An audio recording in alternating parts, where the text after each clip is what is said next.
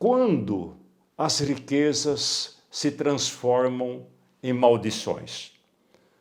Um certo momento, chega um homem diante de Jesus Cristo e fala: "Que farei para herdar a vida eterna?" Jesus disse: "Guarda os mandamentos." Ora, aquele homem respondeu a Jesus Cristo: "Senhor, eu guardo os mandamentos desde a minha juventude." A Bíblia registra que Jesus olhou para ele e o amou. Jesus Cristo viu algo que estava nele que atrapalhava a vida daquele homem. Por quê? Ora, o primeiro e grande mandamento é amar a Deus acima de todas as coisas. E o segundo e grande mandamento, semelhante ao primeiro, é amar o próximo como a si mesmo. Jesus Cristo sabia que aquele homem obedecia os mandamentos de Deus, mas da forma que ele achava, e não da forma como Deus deseja. Jesus entendeu isso, tanto que Jesus poderia perguntar: "Por que você está perguntando?" Com certeza existe outro motivo, e realmente existia. Ele amava a riqueza, e a riqueza se tornou para ele uma idolatria. Era uma maldição que impedia ele seguir Jesus Cristo. Se aquele homem amava as riquezas, como fica entendido no texto, o reino de Deus não era prioridade para ele, tanto é que ele ficou triste e foi embora. E ele estava diante do Filho de Deus.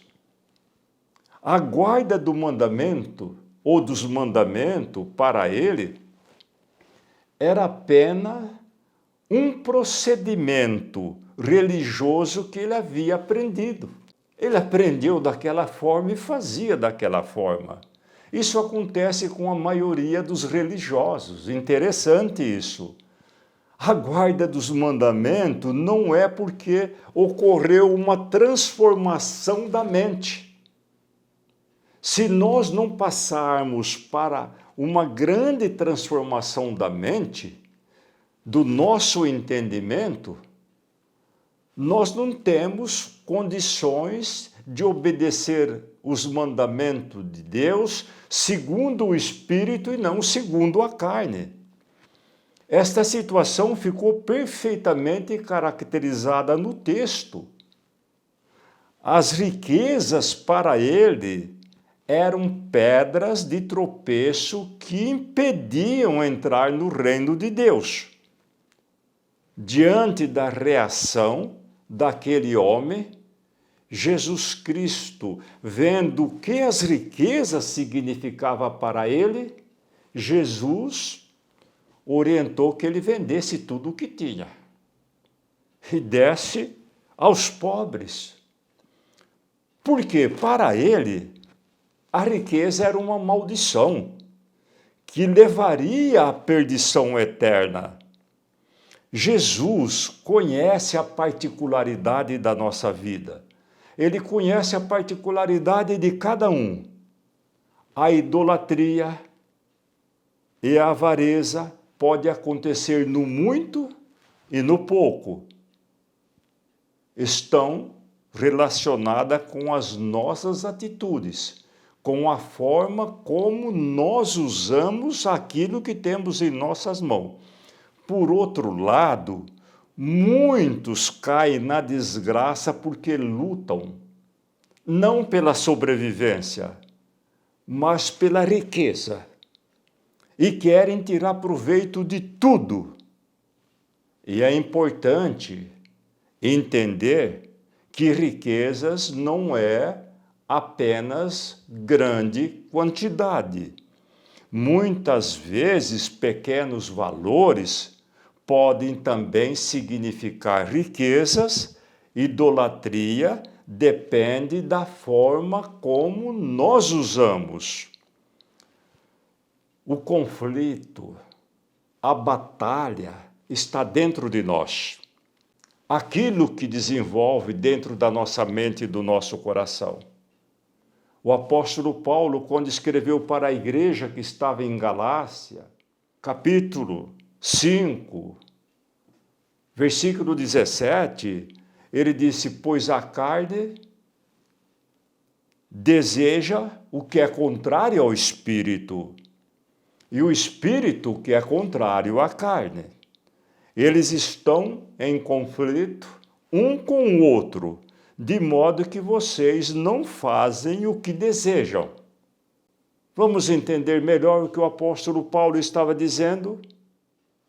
A mulher de Ló olhou para trás, diz o texto sagrado, e se converteu numa estátua de sal.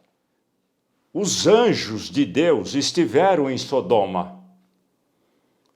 Fizeram veemente apelo de vida ou morte para Ló e sua família. E a esposa dele tinha pleno conhecimento disso daí. E o texto sagrado diz que ela olhou para trás e se converteu numa estátua, ou seja, foi morta. Olhar para trás, eu até creio, sim, eu creio na Bíblia que ela olhou para trás. Mas essa expressão ela é muito mais extensa do que apenas olhar para um outro lado.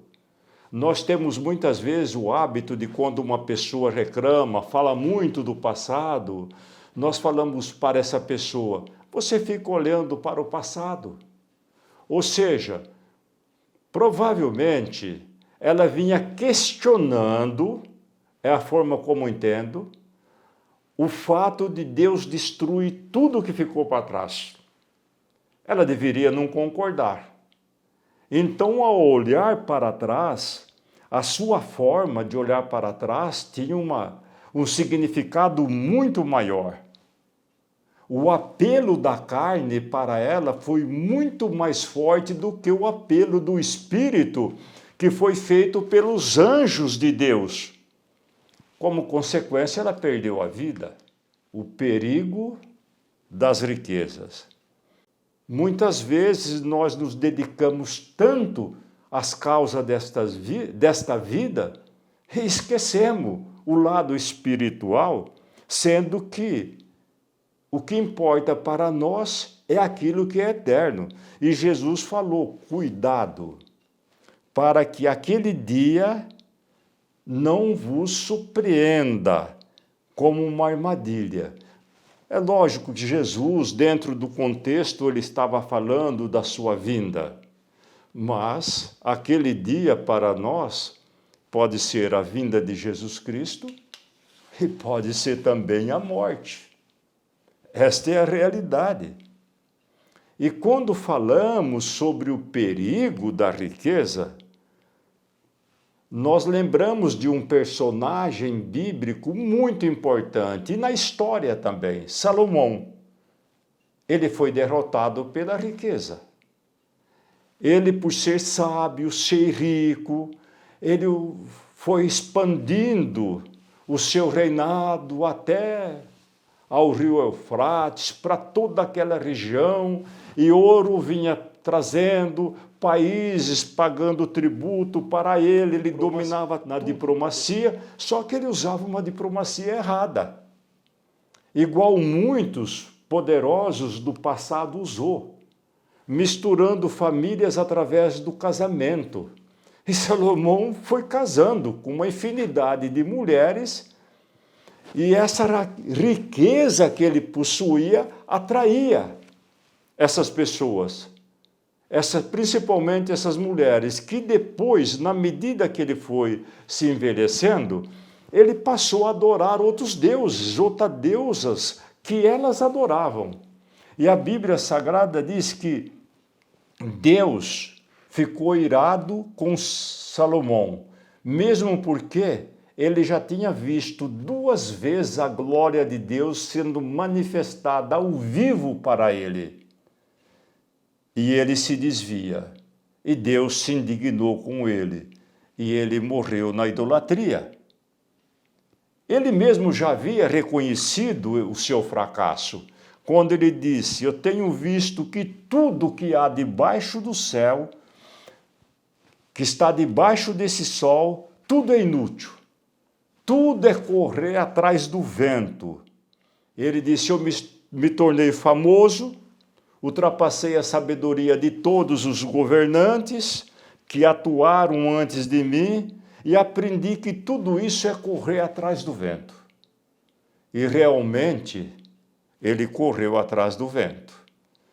Não somente correu atrás do vento, como também ele foi derrotado pelas riquezas.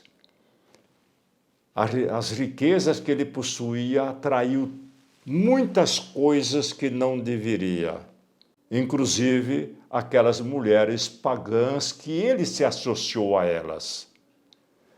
As riquezas atraíram o mal perante ele, e ele foi derrotado pelos bens excessivos que ele possuía. Essa é uma grande realidade que a Bíblia registra para nós.